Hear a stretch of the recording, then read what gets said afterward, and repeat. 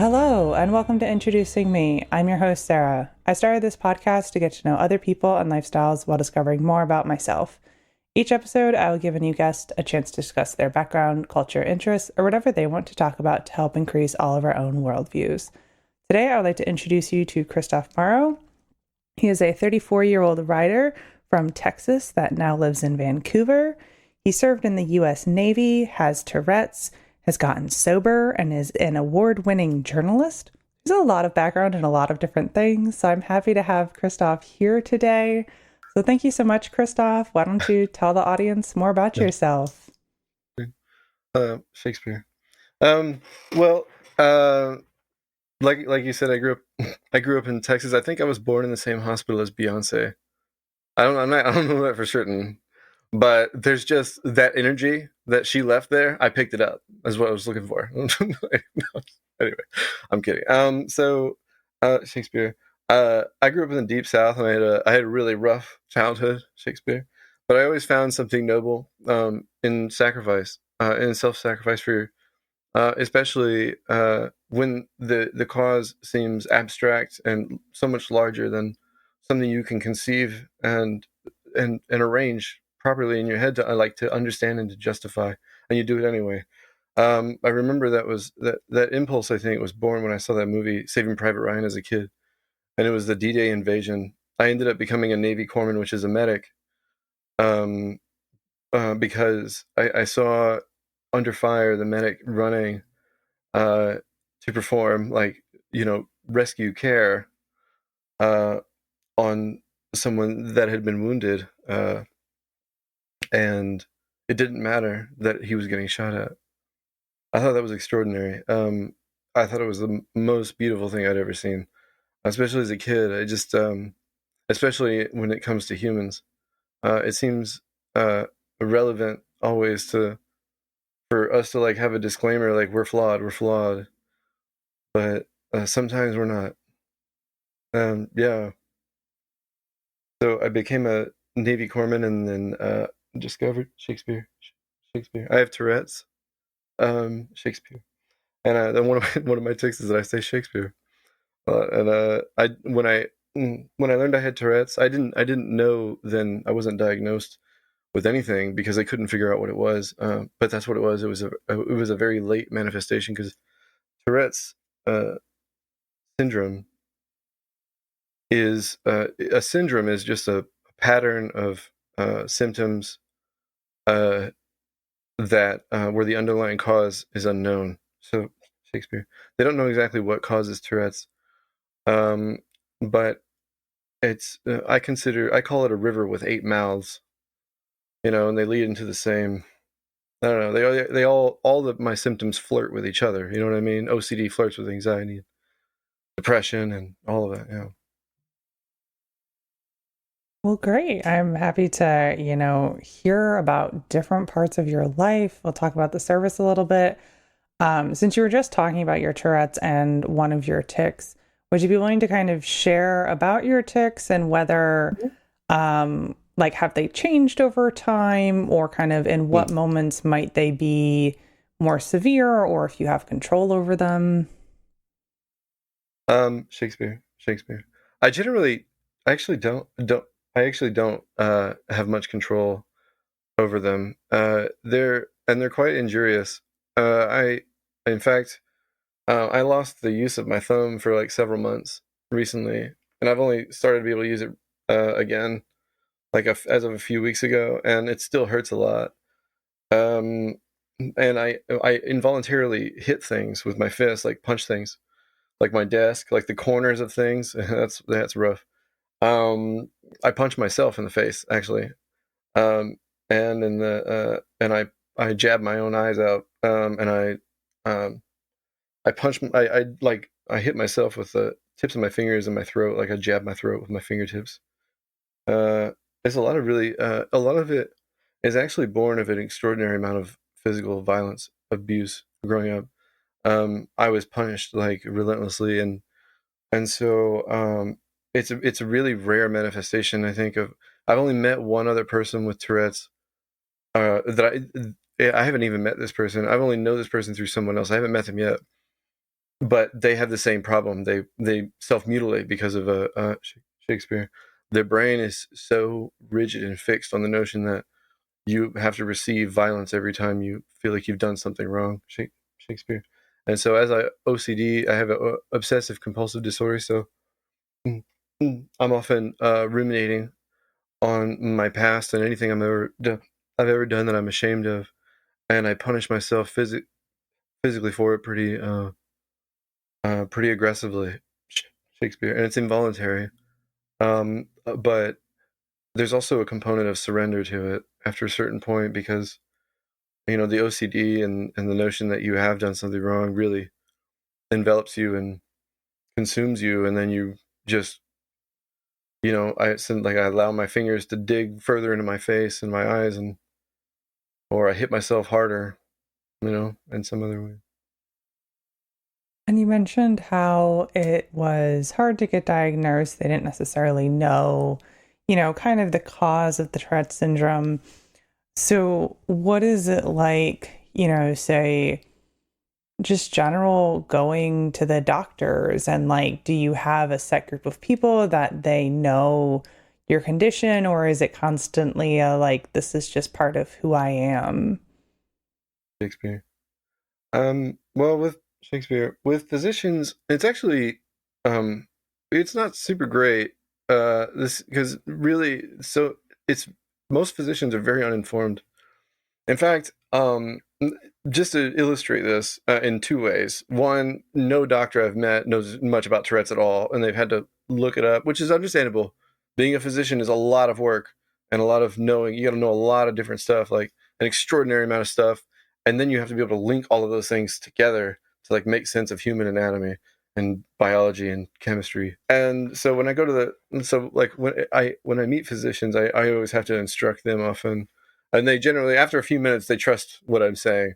And the other thing is, whenever for example, Shakespeare, I had a tick where I punched myself so hard in the eye that I gave myself a black eye, and I went to the hospital with my ex. She was my wife at the time, um, Shakespeare, and everyone in the staff, all the staff, the different people in the ER, were asking her if she felt safe, and I had the black eye.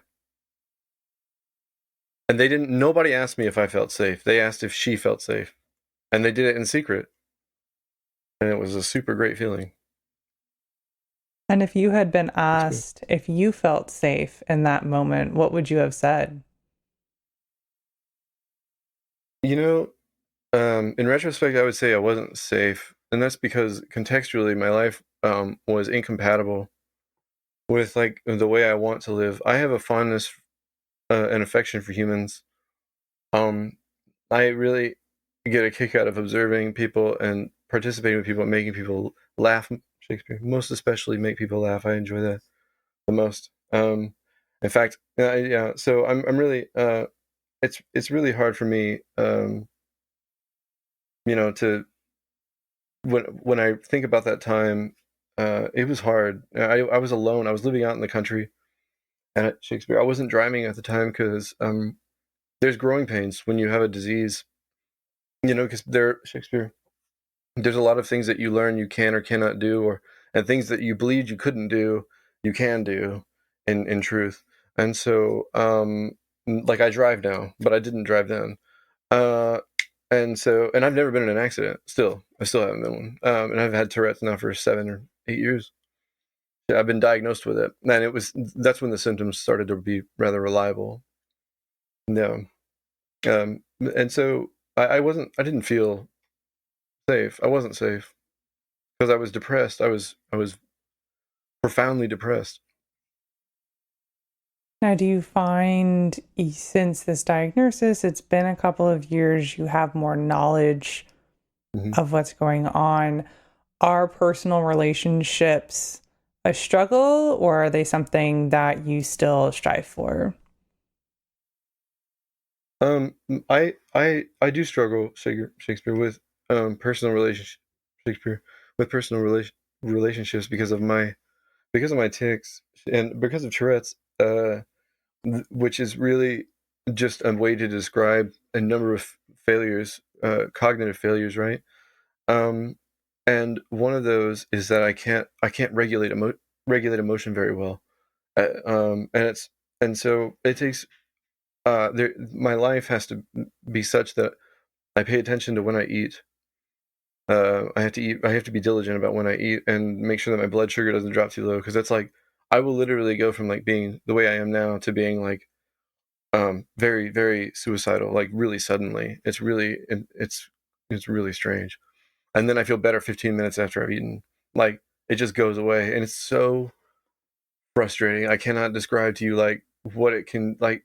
Just all if you have a day where it's your eating is unreliable, or your schedule is unreliable, and doesn't accommodate for uh, some of the necessary things that you need to do, uh, preventative measures to protect yourself. Yeah, it's hard. It's hard to have friends. Definitely. So you've kind of set, ways of life and structure to best function in a way that works, that you aren't hitting those suicidal moments. Do you Mm-hmm. have a support system, whether personally, virtually, the Shakespeare, ability to easily go to an ER if needed? Shakespeare. Oh my goodness, yeah. Because I live in Canada, which a lot of people complain um, about Canada's healthcare, or for some reason, not here, everywhere else in the U. I think in the U.S., but Canada's healthcare is amazing. The number of times I've had to go because I've injured myself, like, and I had to wonder if I broke a knuckle because I punched something so hard that at a wrong angle, and so like it was swollen, and I had to like it made my hand look all anyway. It's really hard. It would be impossible to manage those kind of expenses in the United States. So Canada's healthcare has been like a really large part of my personal recovery as well. I mean, the notion that that kind of security you guys don't even realize. The way I describe like uh, being overstimulated feels like your nervous system is on fire, and you don't even realize that it's on fire until someone puts you out, and or until you put yourself out, like until you find a way to not be so overstimulated. And then, yeah, I'll tell you, this is the best way that I've been to describe it. You ever been cooking? When you're cooking a meal and you're like, you have something over the oven, on the oven, right? And then you have that fan going, and that fan is just going. After a while, you grow used to the fan. You don't even notice it, right? But it's just on, and it's just so loud. And the oven fan is ridiculous, but you don't notice it anymore. But then you turn it off, and then that profound peace that you feel in that moment, that's what you can get from like reducing stimulation. Like you can, it feels like that just all the time. Everywhere you go, you'll recognize that you're having that feeling of like calm. So yeah, Yeah, it seems like calm would be very important in your personal regulation. Shakespeare. This has been the biggest change for me. This thing, there's these things called these loop earplug things. Mhm. They're like I don't know. Anyway, I bought them and they're freaking dope. Okay, they really are amazing. Yeah, that's the thing. Well, I was thinking about it when I was taking a shower today. That's the way that's the way it feels. That like the oven fan thing. Yeah. They just it's really amazing. You don't realize how freaking noisy the world is until you live like a pilgrim for about a week. These things in your ear, and there's just living. There's nothing, no car noise. Yeah. Yes, I know plenty of people, myself included, who have used those for concerts. And it's fascinating when you take them out at the concert and realize how much background and excessive noise you are drowning out, because you can still very much hear what you want to hear, which in a concert setting is the performers. So in a day Mm-hmm. to day, it would then, I would assume, focus in on Yep. the main sounds that you need while drowning Uh-huh. out the other. It sets a threshold. Yeah, an important threshold. I think that it's just like you said. It's funny that you made that observation, because I was like, as much as it is like not wanting to hear stuff. Like you're not hearing stuff that's like triggering, like Mhm. little things. Like for me, it would be like a mom scolding her kid or a dad scolding their kid. If I heard that, like it would be like, I would like have an anxiety. Yeah, there's just some noises. So that threshold is like really important. Mhm. You realize. Yes. Now, going back to healthcare in Canada, was that one of the reasons you made the move to Canada or Yeah, okay. Shakespeare. Yeah, part of it was that, and part of it had to do with climate change. I was living, I was living in the deep south, and that's where I was a reporter, and I realized it was getting really hot and stuff. I was like, I think we have to go somewhere, and I thought Canada uh, would be great. Uh, I don't know. I never dreamed of living in Canada growing up, but I did dream of living in Vancouver. So I guess in a way, I did. It's like Jurassic Park here. No, really, the foliage. Look, y'all, these maple leaves, these leaves are on steroids. They're like this big. Seriously, you can make a goddamn sweater out of them. Like you just put this, like that's what everybody that's unhoused does. You color. Anyway, it's ridiculous. They're amazing. The foliage is so beautiful. There's moss growing everywhere. It's very. Of course. And so are you then now like a dual citizen or what was the process legally to move to Canada? Yeah, Shakespeare. I was married to a Canadian slash American. She grew up in Wyoming, but uh, her mom was Canadian, and so uh, she sponsored me, and for 3 years to be a permanent resident, right? So for 3 years you are a permanent resident, but then you can apply for citizenship. I think after a certain point, I'm eligible to apply for citizenship. Yeah. So will you apply for citizenship? Oh, I would definitely, but I don't have the money. It's like 600 Canadian. It's like $600. I haven't done it. I haven't done it yet. I'm gonna do it soonish. It needs to be done. Yes, when the timing is right and the funds are there. Yeah.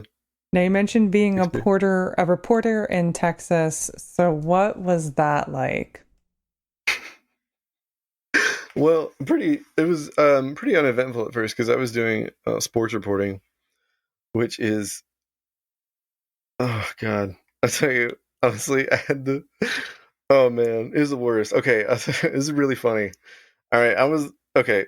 Look, I'm gonna just talk about Texas football for a second. It's the most important thing on earth down there. Okay, that's not a joke.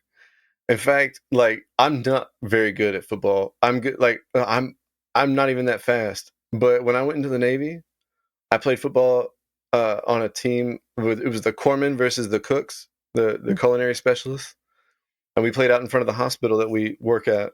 And oh my God, I kicked their ass up and down that field. And it didn't matter how fast, how big they were, they couldn't touch me. And I was like, what the hell? It's crazy how much of a difference it makes growing up in a place that like that. And it made me totally understand all those hockey people that are like our kid's 2 years old and holding this little thing. Yeah.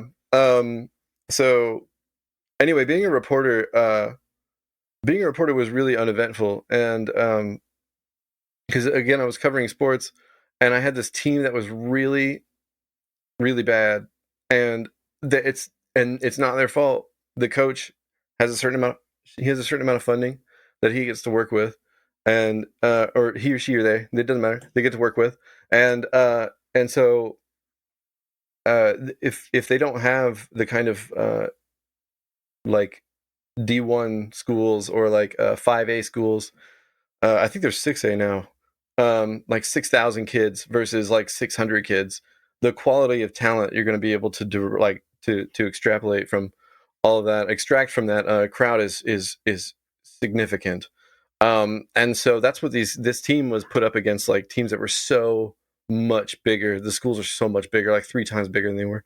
And so they got killed every game. Okay, every freaking game. I swear to God, it was every fucking game. I had to call the coach and talk to him every game and be like, So you lost 45-7. Do you want to talk about what happened? I tell you, I've never felt worse because there was nothing that guy could do. There's nothing. John Madden couldn't do anything with that team. Like, it's not the kid's fault either. It's not the kid's fault because individually they might be very talented in certain regards, but they need a certain chemistry of team to succeed. And anyway, I also covered agriculture. I learned a lot about Shakespeare. I learned a lot about not Shakespeare. I learned a lot about corn farming, cotton farming, so many other Shakespeare, other types of farming, and it's really interesting. And the margins are very thin, you guys. They don't make very much money each year. These guys, and the amount of work that goes into farming is, I do not. And my uncle has a ranch and has a bunch of cattle and stuff. And now he's so old. His name is Pepper. Swear to God, it's Pepper. I swear to God. Yeah, that's a good. So I'm a redneck, man, a hillbilly. So he's got a bunch of cows now that he's not even selling because he likes them too much. Now he's getting old and sentimental. He's like, I want him around now. I've been loving him too long. So it's real cute. A lot of work goes into having a farm. He's up like at like 4 a.m. He walks around, peters around the house, and makes breakfast and all that stuff in complete darkness, and then he goes out into the dark, and then he's working, and he might be chasing out coyote like in the middle of the night. He might, you know what I'm saying? That's a real thing. That's a real concern. It's so much work, and frankly, there's not a lot of tangible gratitude. It's really hard. Farmers, especially ranchers. I don't know. I'm not sure about their struggles, but I know farmers it's really hard. Because the subsidies change some, and this crop insurance is not very reliable, I think, for a lot of people. When Hurricane Harvey hit Texas, I was covering the area. The smallest cotton farm, I think, lost $300,000 worth of stuff. That's the smallest one in the county. There's a lot of cotton farms there, y'all. There's a lot of cotton farms in South Texas. Okay, they don't call it the Cotton Bowl for nothing. That's all I'm saying. No, yeah. So after that, I asked if I can move into Maine to be the Maine news writer, and because I wanted to write news. And anyway, and she let me. And then she had to hire a guy to take over for me, and I had to train him. That was fun. But anyway, yeah, it's actually quite funny. I won an award, like you said earlier, for I won an award for feature writing and photography, but for feature writing, it was the first feature I'd ever written. Like I didn't go to journalism school. I don't have a university degree.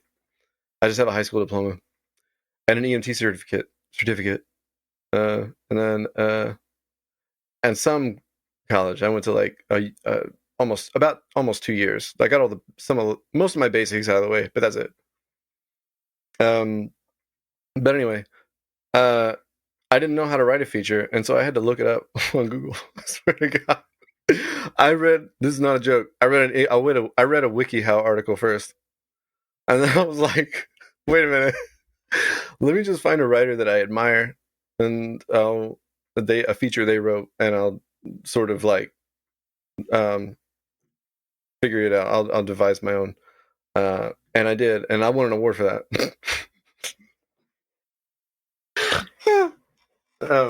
Yeah, beginner's luck. And then, yeah. So a lot of it was just getting to know people and realizing that small towns are very vulnerable places, and the people that live within them are even more so to corruption and like police injustice, like things like that. It's a lot. I mean, I was a 911 dispatcher also in the same area, and it was not a fun time. Not a fun time. It's rough. It's rough for people of color down there for sure. For sure, Yeah. yes. So without, a college degree, without formal training in journalism, how did you originally get to being a reporter, even just for the sports section? Right? Yeah, I had to audition, and I was willing to accept a meager wage because I wanted to get paid for being a writer. And I'd always romanticized the notion. I was totally right, though. It's awesome getting paid to be a writer. Yeah, it killed, but that also it sucks because Shakespeare has a lot of it's a lot of doing things that you might not care to do, like waking up at 6 o'clock in the morning to show up at a bass fishing contest for kids at a lake, and like somehow everyone's there but you when you get there, and you showed up like on time. But anyway, it's rough. It's rough. Like you got to go to things that you don't want to go to, and I'm not really good at collaborating. I realized. And you mentioned before we started recording how you have published a book. So, what hmm was that process like, and what is the book about?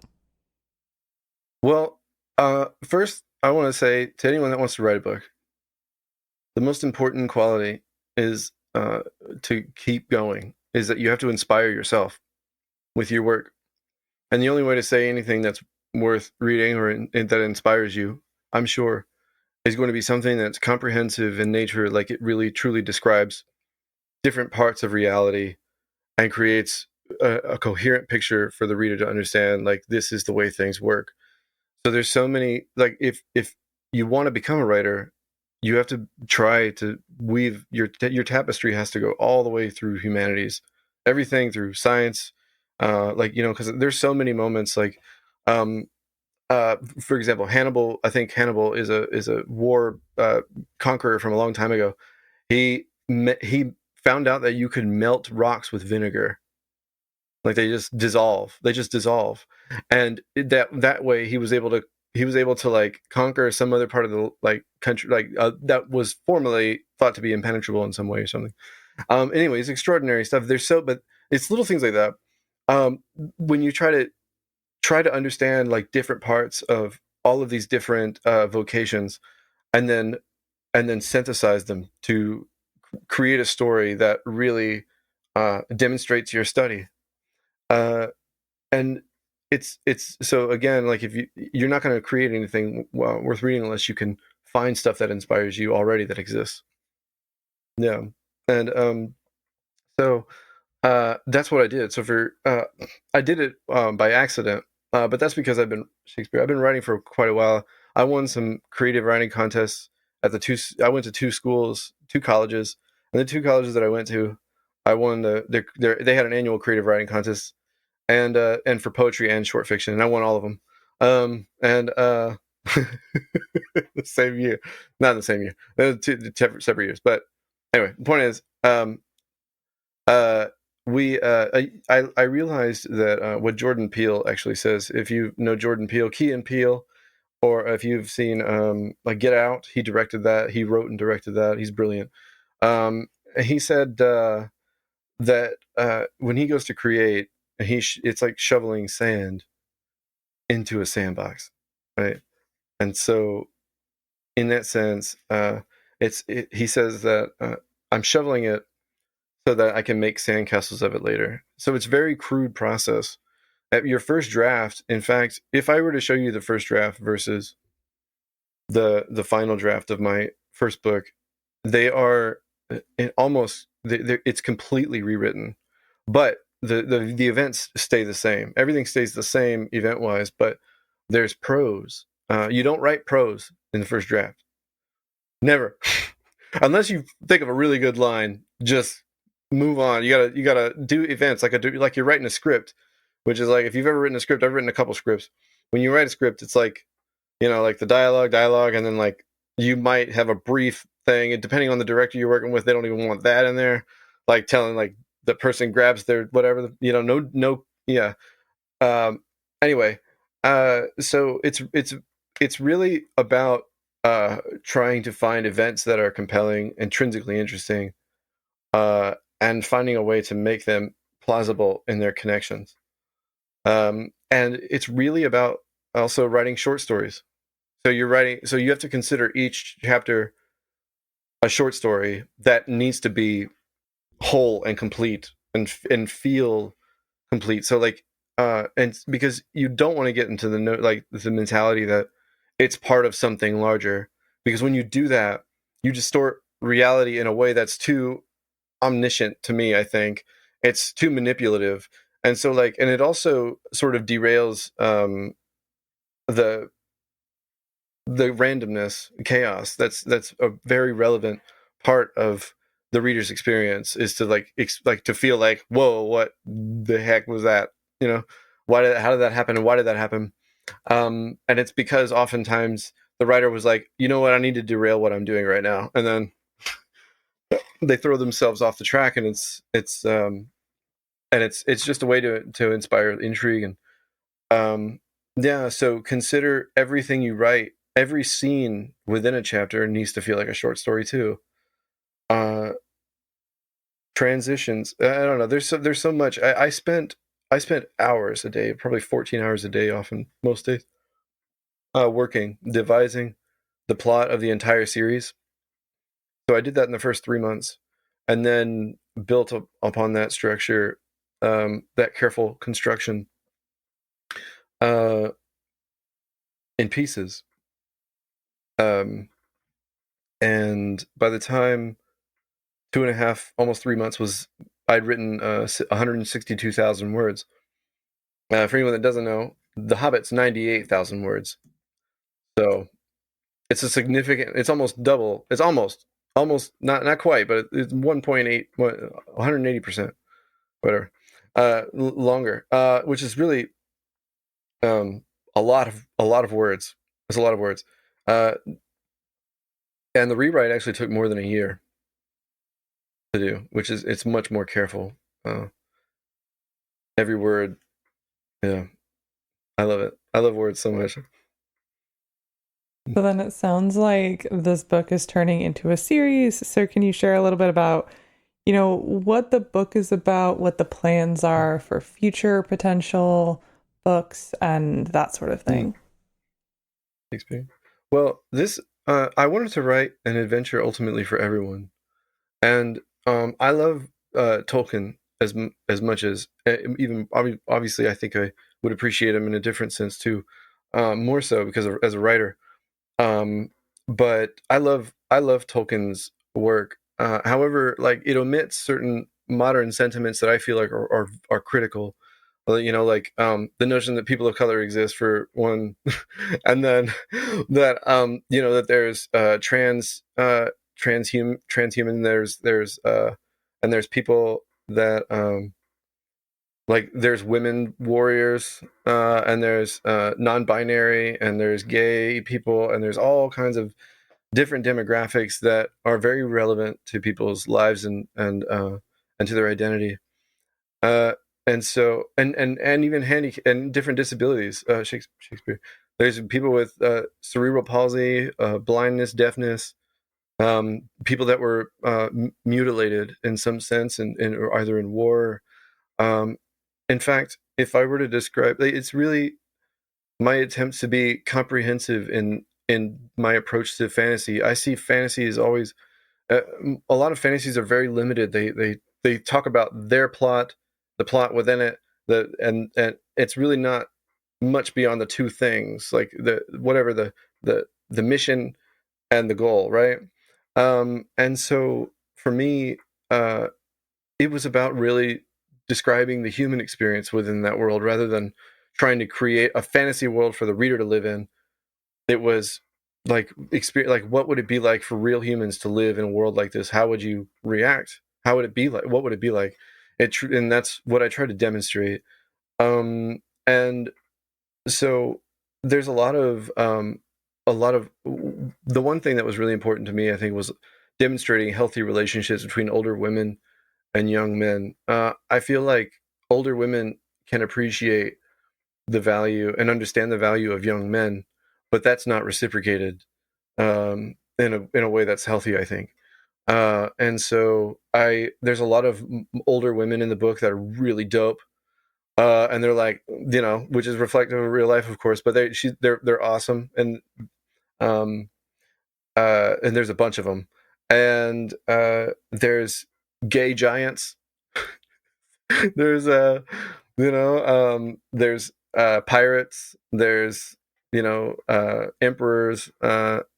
And I don't know. There's an extraordinary amount of immigrants. There, I talk about immigrants, and I talk because I am an immigrant. I know that technically I'm an immigrant, but there's certain components of being an immigrant that I do now understand, like breaking the law, for example. Like if I break the law, I don't want to get deported, right? And so like I'm really careful about that, and so I understand that paranoia of being an immigrant and having that fear. I don't have it to the same extent, of course, because I'm not a person of color, so I'm not picked out very often for anything. I've never actually really had that sort of problem. And so there's so many experiences that I wanted to impart and to explain the nature of people's suffering, and what their successes truly. And I also wanted to focus, like Game of Thrones does a wonderful job of many things. However, like it talks a lot about rich people, and I was kind of over it by the end. And like, so my book is all about regular people, in extraordinary circumstances. Yeah, and it's the mother problem is climate change. That's the largest, the problem that exacerbates all the others: the civil wars, the territories in rebellion, uh, and I mean, oh my God, there's really so many things. Honestly, there's so many pirates. There, like I said, there's pirates, all kinds of stuff. Slavers, there's slave. I talk about slavery, um, but there's no racism or sexism at all. There are experiences that are member to that crime, to that sin. Of course, like there are things that happen, that are very relevant to people that present as women, that their experiences with um, sexual assault and things like that. It's an important. It was important for me though to like omit overt racism and sexism because it wasn't. It just didn't. I wanted it again to be an adventure for everyone, and I didn't. So there's someone's gender is hardly relevant at all, um, except in for me in a sentimental sense to help be part of representation, helping with representation. Yeah, I think it's so important that you focused on bringing the human experience and the diversity of the world into your fantasy world within the book. I think that's Mm-hmm. very commendable. That isn't necessarily seen very often. You do kind of see those moments where there's focuses on certain groups of people, for example, Game of Mm-hmm. Thrones and Rich Society. So it's great to hear that you've got that going on. Now, you made a bit of a Yeah. joke earlier on with your Tourette's and Shakespeare, and you are a writer. Do you have any fascination in Shakespeare? Oh my God. Yes. I want to. If you read my work and you respect me at all as a writer, I hope you would believe me when I say that Shakespeare truly is the best writer in English that ever lived, and there's a reason why he's celebrated, and his work is like 3 layers removed, like in a way that's so gorgeous. And actually, the trick is, it's really subtle. It's very very subtle. But I've been able to produce Shakespeare. What I believe is sounds like Shakespearean prose. So he tries really hard not to use the word "the." That's it. So if he needs to describe something, the car, like the cat, the whatever, did this thing or did that thing, the butler. No, it's a whole. You have to rewrite it in a really, and it could be done very elegantly and very musically. Shakespeare is, uh, oh man, I can't even. He's so much better than everybody else that it's like he's like the Wayne Gretzky. Like Canadians will understand this because but Wayne Gretzky is like, if in professional sports, I think he's considered like essentially like the greatest athlete ever. Like if you compared him to like his peers, he's so far better than them that it's like, I think he has more assists than like the next three people combined, and it doesn't matter. The point is, Shakespeare is that. He's that to everybody, and you can't. I don't know. He's extraordinary, and man, did he love. You can tell everything that he wrote. Like, it's so, the reason why it's the prose, the way it's born. Sonnets like that: when in disgrace with fortunes in men's eyes, I all alone beweep my outcast state, and trouble a deaf heaven with my bootless cries, and look upon myself and curse my fate. So, when in disgrace with fortunes in men's eyes, he's saying, I mean, these words, each word, the brevity necessary and the compassion necessary, um, like to discover and to realize that that word can be used in that way to describe, I trouble a deaf heaven with my bootless cries. And because he saw the suffering of all these people. He's, I trouble a deaf heaven. Even the word trouble, it's almost sarcastic. I trouble a deaf heaven with my bootless cries, and look upon myself and curse my fate. It's useless. Wishing to be like him with friends possessed, like that man's art and that man's scope. I don't remember. I remember the rest. It's gorgeous. It's absolutely gorgeous. Oh man, yeah. It's the yeah. You have to love humans so much to write like that. You have to, because you can't.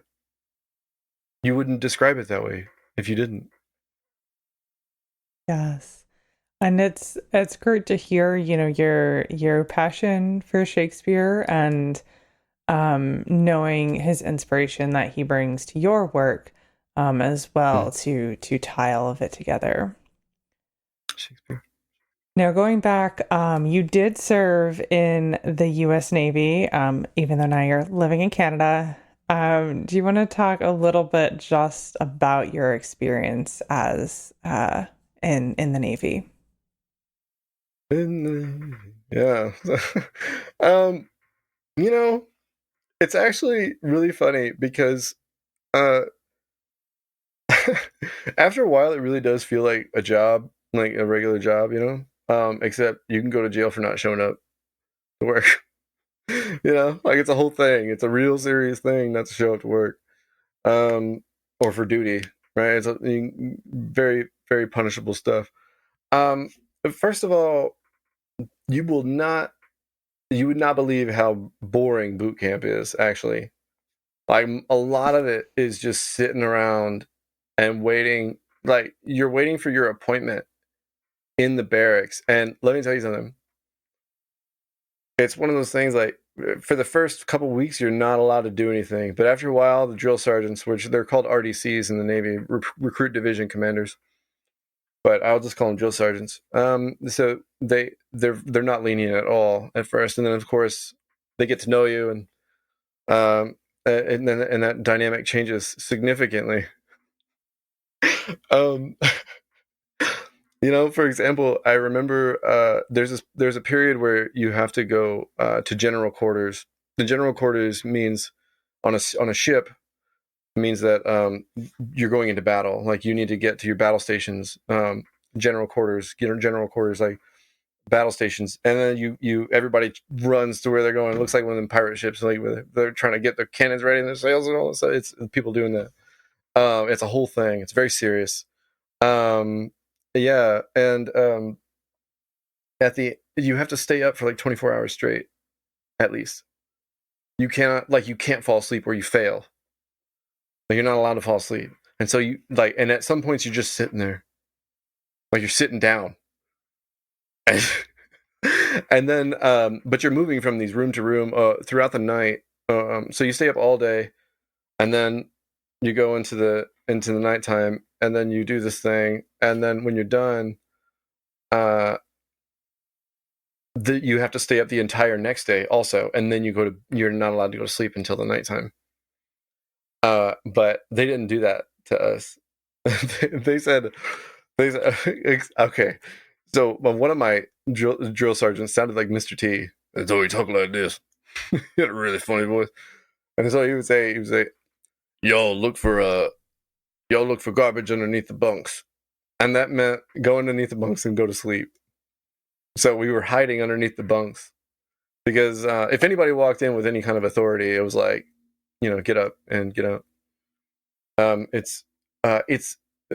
it's also punctuated by sheer terror. I remember one night, it was like 2:00 in the morning, and I was woken up by a drill sergeant that I don't like from a different division screaming in my face, and I didn't know what he said at all because he ended his sentence when I was alert enough to understand what was happening, and I got up and was at attention, and he was just like looking at me, like glaring, and then he just left, and I just climbed back into my bunk and went to sleep.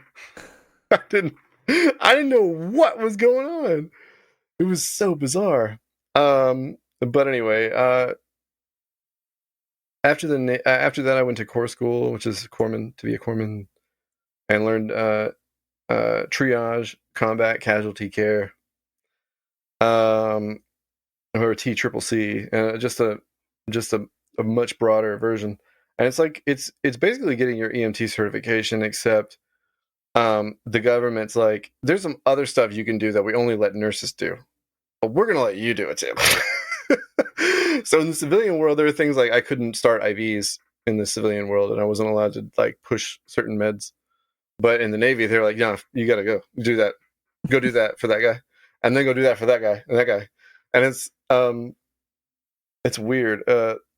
It's weird getting so comfortable with people too that you develop weird. It's just a weird dynamics, friendships. And it's strange. It's really bizarre. My first duty station was in Naval Air Station, Jacksonville, Florida, and I was at the hospital there, and it was anyway. It was a lot of fun until it wasn't. I had the Tourette's, and then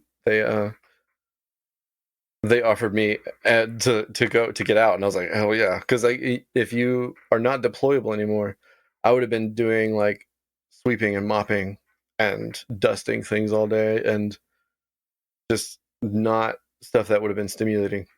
And so I got out and tried to go to school. Well, it sounds like you had some interesting experiences and some commendable work to be done during that period of young adulthood. Yeah. Now, before I start to wrap things up, is there anything else you would like to share with the listeners today?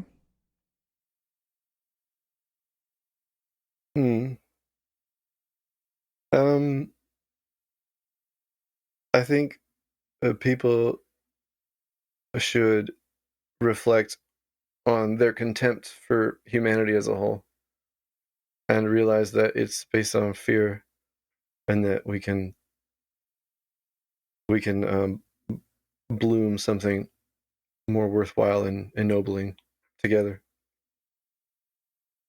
Yes, I think those are some very good words, and respect is very important. So I appreciate you sharing that here.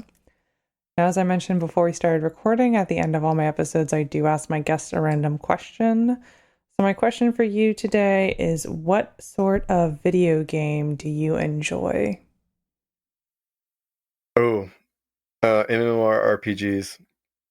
I'm a big WoW fan. I play a lot of WoW. Do you want to, I know what most of those terms mean. Do you want to explain what all of those acronyms are?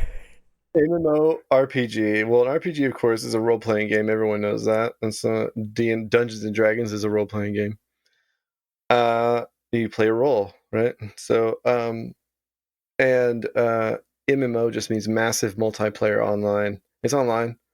So World of Warcraft is online. It has millions of players all over the world. And it's, for me at this point, it's like the video game version of The Office. Like it's just a comfort game. I've been playing since I was a kid. I was like 14 when I started. Now I'm 34. Oh God. Anyway, thank you for that. I love anything with a good story. With a good story, yeah.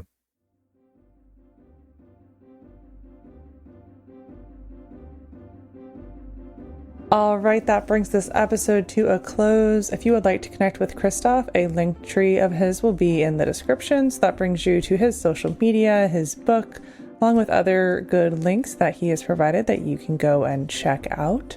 And of course, if you'd like to connect with the podcast, our website is in the description as well. That brings you to all of our past episodes, all past resources and social media, along with the podcast social media.